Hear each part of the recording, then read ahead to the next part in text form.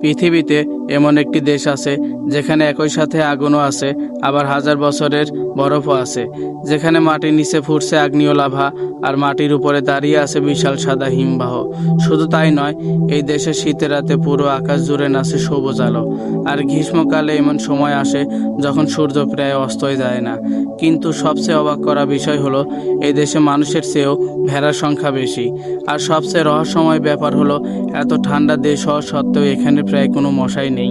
কিন্তু কেন কেন এই দেশকে বলা হয় আগুন আর বরফের রাজ্য? কেন এখানে কোনো স্থায়ী সেনাবাহিনী নেই? কেন প্রায় মশা পাওয়া যায় না? কেন লাখ লাখ মানুষ শুধু আকাশের আলো দেখতে এখানে ছুটে আসে? আর কি এমন রহস্য লুকিয়ে আছে এই দেশের প্রকৃতির ভেতরে, যা পুরো পৃথিবীকে বারবার অবাক করে? আজ আমরা জানবো পৃথিবীর সবচেয়ে বৈচিত্র্যময় দেশগুলোর একটি, আইসল্যান্ড সম্পর্কে। উত্তর আটলান্টিক মহাসাগরের মাঝখানে অবস্থিত ছোট্ট এই নর্ডিক দ্বীপ রাষ্ট্রটি পৃথিবীর সবচেয়ে অসাধারণ এবং সুন্দর দেশগুলোর একটি।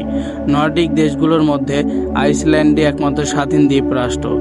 অনেক মানুষ আইসল্যান্ডকে পৃথিবীর বাইরে কোনো গ্রহের সাথে তুলনা করে, কারণ এখানকার প্রকৃতি এতটাই ভিন্ন এবং অবিশ্বাস্য যে প্রথম দেখলে মনে হয় যেন কোনো সায়েন্স ফিকশন সিনেমার দৃশ্য দেখছেন।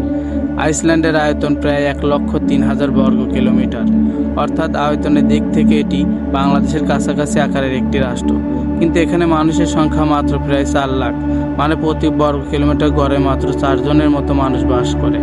এই কারণে আইসল্যান্ডকে পৃথিবীর সবচেয়ে কম জনসংখ্যার দেশগুলোর একটি বলা হয়। আর সবচেয়ে মজার ব্যাপার হলো, এই দেশে মানুষের চেয়েও ভেড়ার সংখ্যা বেশি। আইসল্যান্ডে প্রায় 8 লাখেরও বেশি ভেড়া রয়েছে, অর্থাৎ একজন মানুষের জন্য গড়ে প্রায় 2টি করে ভেড়া রয়েছে। দেশটির বিশাল খোলা প্রান্তর আর ঠান্ডা আবহাওয়ার কারণে ভেড়া পালন এখানে খুবই জনপ্রিয়। যেদিকে তাকাবেন শুধু পাহাড়, বরফ, আগ্নেয়গিরি, নদী আর বিশাল খোলা প্রান্তর। দেশটির রাজধানীর নাম রেইকিয়াভিক। এটি পৃথিবীর সবচেয়ে উত্তরের রাজধানীগুলোর একটি। শহরটি খুবই পরিষ্কার, শান্ত এবং আধুনিক।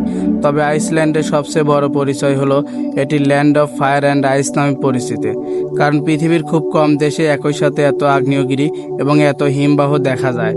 আইসল্যান্ডে প্রায় 130টিরও বেশি আগ্নেয়গিরি রয়েছে, এর মধ্যে অনেকগুলো এখনও সক্রিয়।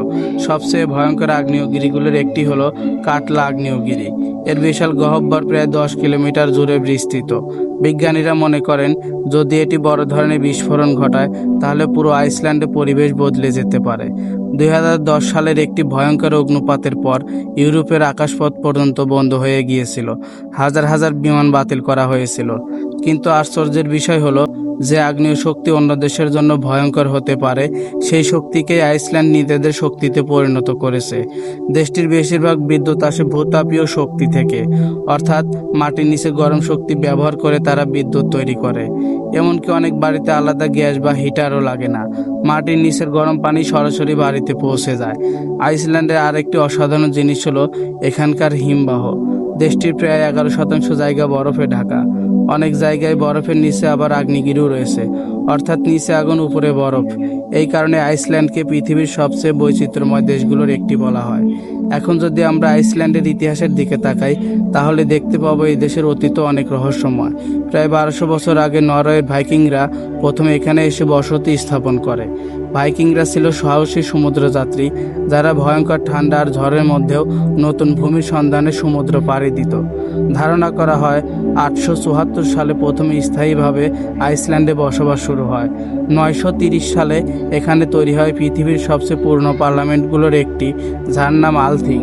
আজও সেই পার্লামেন্ট আইসল্যান্ডের গণতন্ত্রের প্রতীক হিসেবে দাঁড়িয়ে আছে।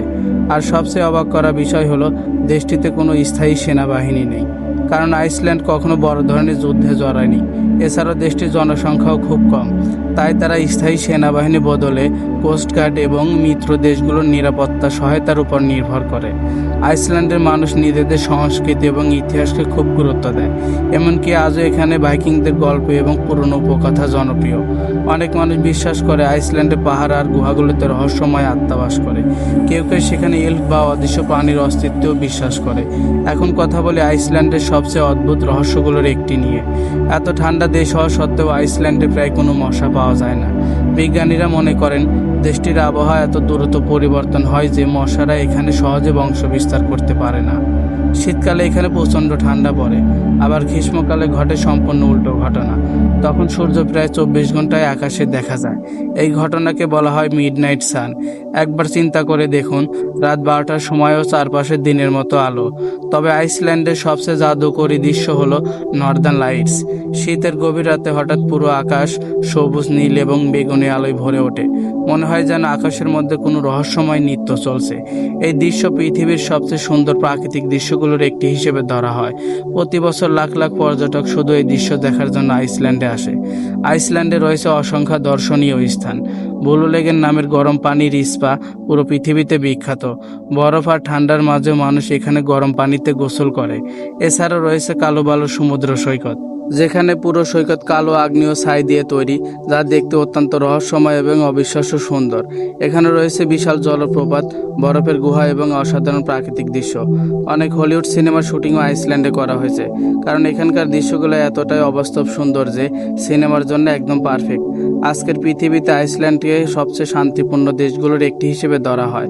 এখানে অপরাধের হার অত্যন্ত কম, মানুষ খুব শান্তিপূর্ণভাবে জীবনযাপন করে, প্রকৃতির সাথে মিলেমিশে বসবাস করে যেন তাদের জীবনের অংশ।